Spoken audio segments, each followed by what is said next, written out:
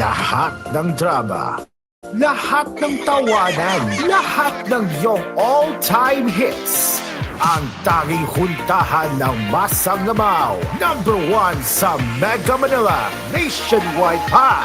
Broadcasting from TGON, TVH Group of Networks. Dito lang sa inyong iisang himpilan. You are listening to Cool FM. Live from Cool Studios. This is Cool News at 6.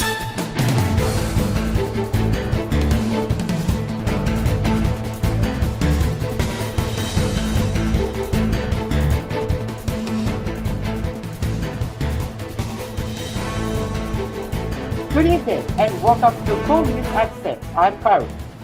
Members of the Senate Panel on Public Information and Mass Media believe there is strong evidence against Sandro Muloj's alleged abusers Jojo Nones and Richard Cruz. After an executive session on Monday, Panel Head Senator Robin Padilla said during a public hearing that his committee came up with the decision.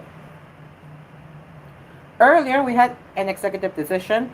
We think each party that we talked to and the committee decided that based on our judging, we think that there is ample reason for the case to be filed, said Padilla.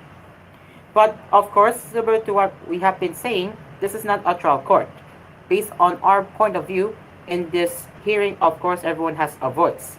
But during the executive session, it's clear in our understanding this should be raised to the proper form, he added. Estrada, who was also present during the hearing, backed Padilla's remarks. He, however, refrained from diverging details discussed during the executive session. Based on the discussions earlier during the executive session, and of course, we cannot diverge yet the details of what transpired during the executive session, but what we all transpired and agreed, together with Senators Revilla, Padilla, Paul, and Senator Bato de la Rosa, there is a strong evidence against these two gentlemen, said Estrada. Estrada said the panel would just withhold all the information and until all pieces of evidence to be gathered by the National Bureau of Investigation, NBI, are in.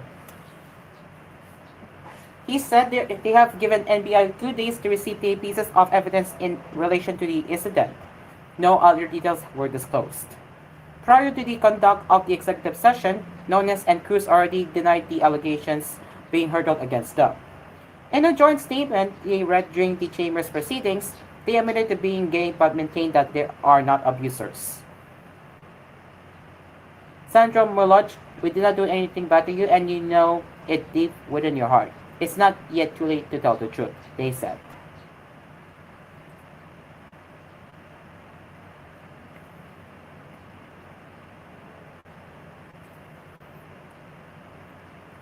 Public utility vehicle drivers and operators began their 3-day nationwide protest on Monday in response to President Ferdinand Marcos Jr.'s decision to reject calls to suspend the motorization program for jeepneys. In its Facebook page, Manibela said it staged a transport strike in parts of Quezon City, Pasig City, Caloocan City and Metro Manila, and parts of Cavite, Bulacan, Pangasinan, and Iloilo. Manibela strongly condemns President Marcos' disregard for the genuine concerns of the transport sector, the group said in a statement over the weekend. Marcos rejected the call of senators to suspend the public transport motorization program.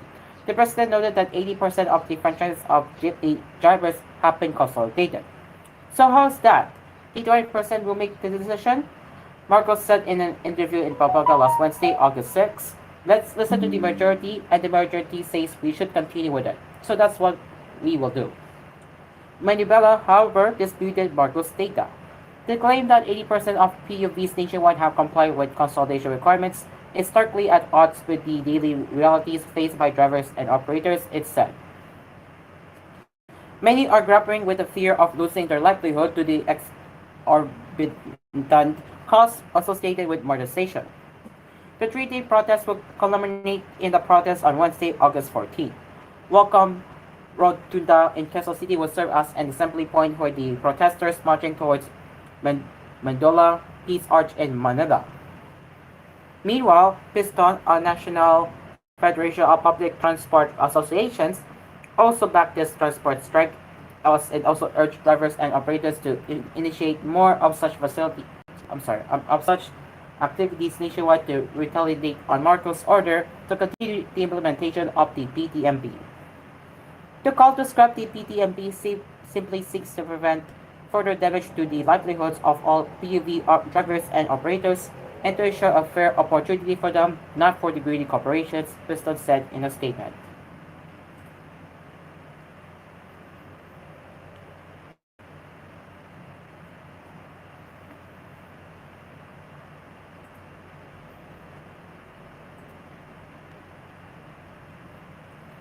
The spread of African swine fever in Luzon will not dent the country's pork supply as the Department of Agriculture will only implement quarantine in farms affected by the disease. This was the assurance given by Agriculture Secretary Francisco Tu Laurel Jr. when he was asked in an ambassador interview at the Pambansa complex on Monday, as the entire Batangas province was placed under a state of calamity due to the spread of African swine fever. We have test kits employed. Once an animal from a farm tests positive, we would still allow the remaining farms within the local government to move and go to the markets. It's now a farm-based lockdown and not the entire municipality or province. That's why there would still be movement, Laurel told reporters on the sidelines of the deliberations on the DA's proposed budget for 2025. We have learned from 2019 this was the stricter lockdown. We have come to understand African swine fever as a disease. It can be cooked. In some countries, they are even processing plants for infected animals so that they can cook it and make it safe. I don't see any shortage, then there are vaccines arriving. So if the vaccine works, then there will be no shortage, he added. Laurel said an initial 10,000 doses of African swine fever vaccine are expected to arrive by August 23. More vaccines are expected to arrive after the emergency procurement, but it will not be enough for nationwide coverage, which will need around 600,000 doses. There's a 10,000 dose target, priced at around 450 pesos per dose based on what I saw, and these vaccines will be given by the government to the affected areas, especially red zones, for free, he said.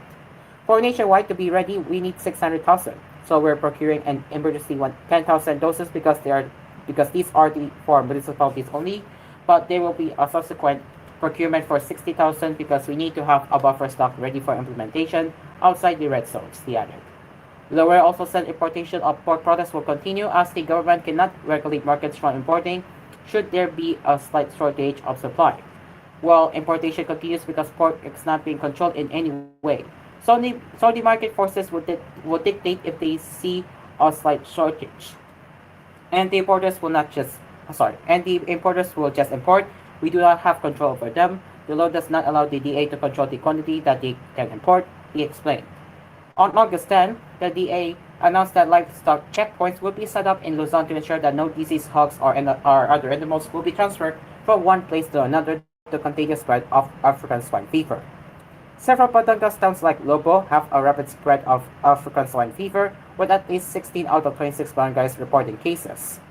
As of July 31, 8,818 animal deaths were recorded in Lobo alone, resulting in a loss worth 103,338,000 pesos.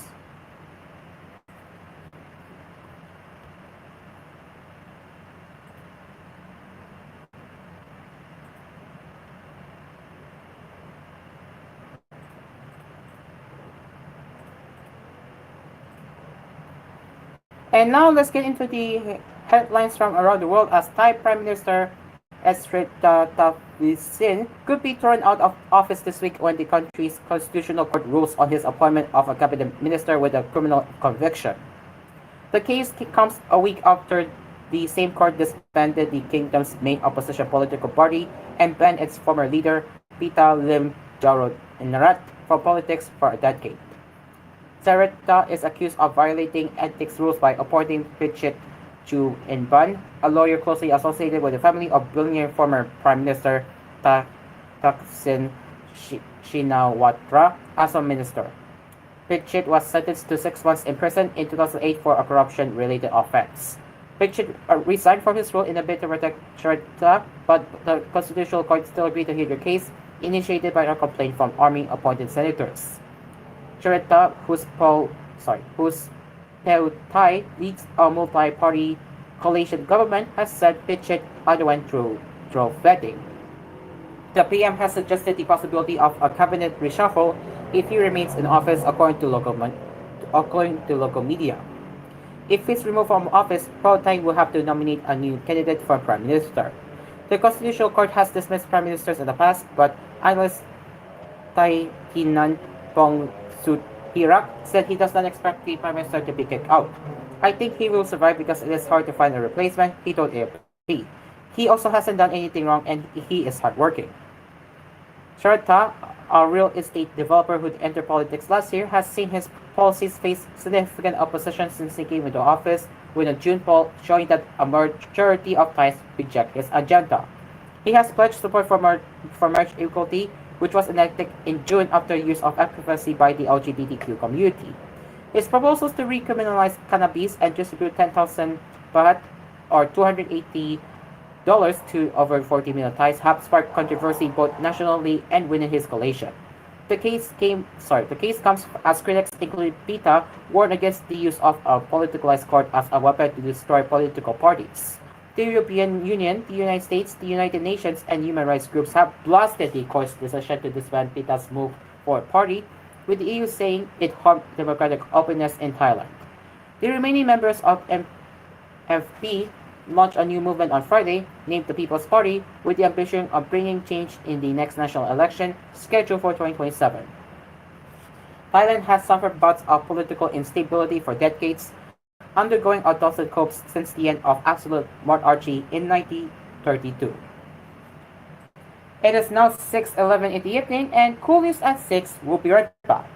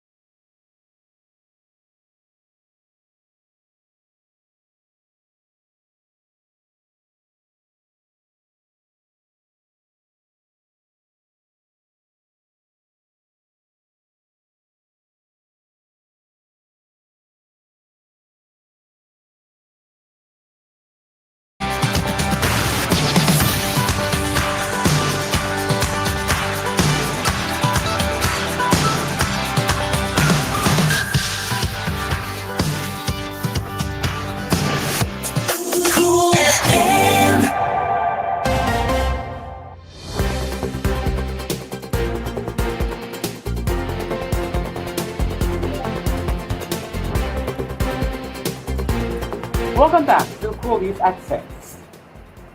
Let's continue with the headlines from around the world.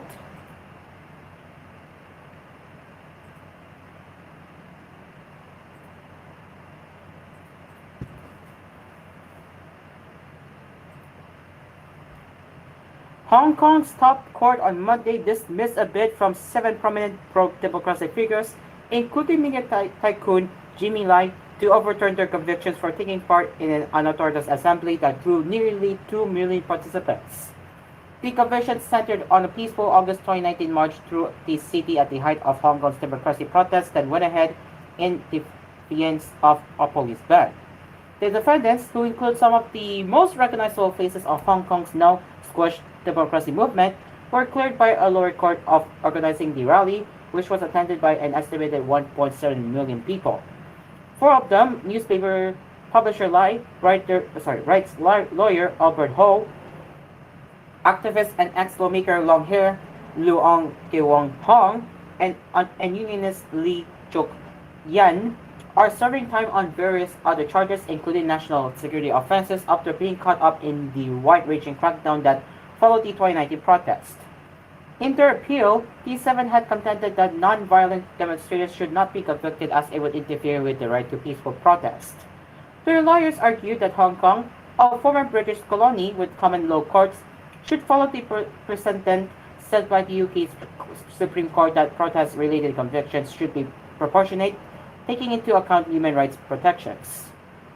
But judges at the Court of Final Appeal, including David Duberger, a former president of the UK Supreme Court, anonymously ruled against them on Monday. Agreeing with the main judgment written by two local judges, Duberger wrote that the case concerned a constitutionally significant but limited and technical issue. Arguments that the court should have satisfied itself of the proportionality of decisions appear to me to be misconceived, he added. Lai, Leong, Lee, and former lawmaker Chet Ho have been sentenced to between 8 and 18 months behind bars in the case.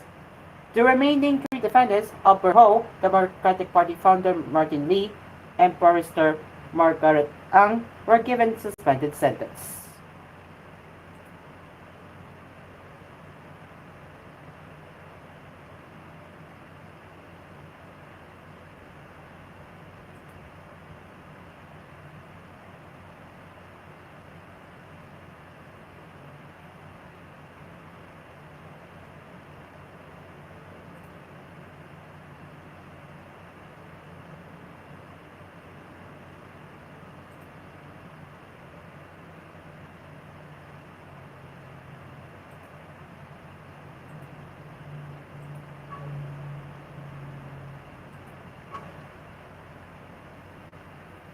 U.S. Defense Secretary Lloyd Austin ordered an aircraft carrier group to hasten its arrival in the Middle East, Pentagon said Sunday, as mounting tensions raise fears of a region-wide war.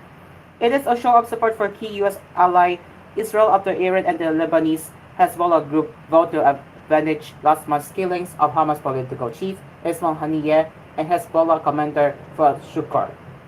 Austin ordered the aircraft carrier strike group led by the USS Abraham Lincoln and equipped with F-35 fighters to accelerate its transit to the region, said Pentagon spokesman Major General Pat Ryder. He said Austin, who spoke with his Israeli counterpart Wolf Gallant on Sunday, had also ordered the USS Georgia guided missile submarine to the area. Ryder said the pair discussed the importance of mitigating civilian harm, progress towards securing a ceasefire and the release of hostages held in Gaza, and efforts to deter aggression by Iran-aligned groups in the region. The United States announced last week that it was deploying the strike group as well as additional ballistic missile defense-capable cruisers and destroyers and the fighter squadron. The Gaza war, which began with Hamas' October 7 attack on southern Israel, which resulted in the deaths of 1,198 people, mostly civilians, according to an AFP tally based on official Israeli figures.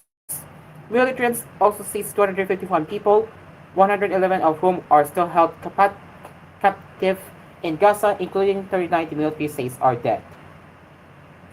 Israel's retaliatory military offensive in Gaza has killed at least 39,790 people, according to the Palestinian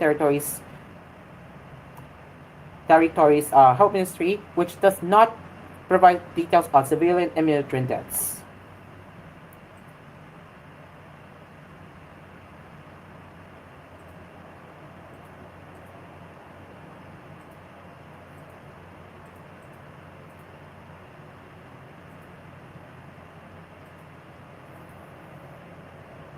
Alright, now let's get into the showbiz happenings.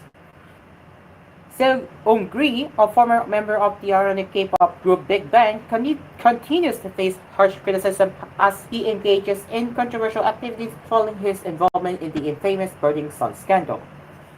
Despite serving time in prison, Seung-gi's recent actions have sparked outrage among the public, with many questioning his lack of remorse. The controversy reignited Saturday when TVS management and international event organizer announced that Seung-gi will appear as a special guest at the nightclub event titled Burning Sun Surabaya in Surabaya, Indonesia on August 31. The announcement, which was shared on TVS management's social media account, featured promotional posters advertising the event as a K-pop night party, drawing immediate backlash. K-pop fans were quick to condemn Seung-gi's participation in an event named after the very nightclub at the center of the scandal that led to his downfall. It is outrageous that someone who was expelled from the entertainment industry for the Burning Sun scandal is now attending an event named after that very club. This clearly shows that Seung-gi has no remorse for his past crimes, said Moon Jo-ho, a 24-year-old K-pop fan, on Sunday. He is bringing disgrace to our country.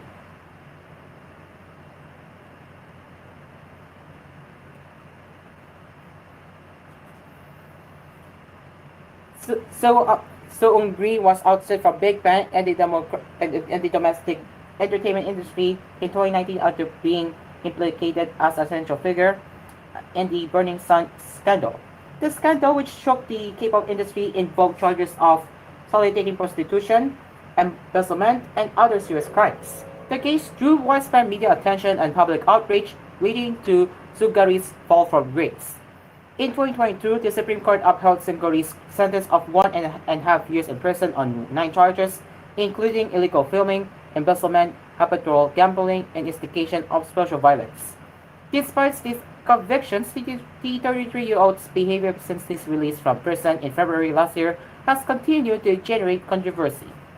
Rather than maintaining a low profile, he has been actively participating in events abroad. In May, reports surfaced that he was preparing to open a nightclub in Cambodia, further fueling criticism and raising concerns about his lack of accountability. In January, Seung-gi made headlines again when he mentioned former Big Bang member G-Dragon during an event in Cambodia. He said, "I'll bring G-Dragon here someday," and danced to the Big Bang duo DX Taeyang's hit song Good Boy, angering K-pop fans who felt he had not atoned for his wrongdoings.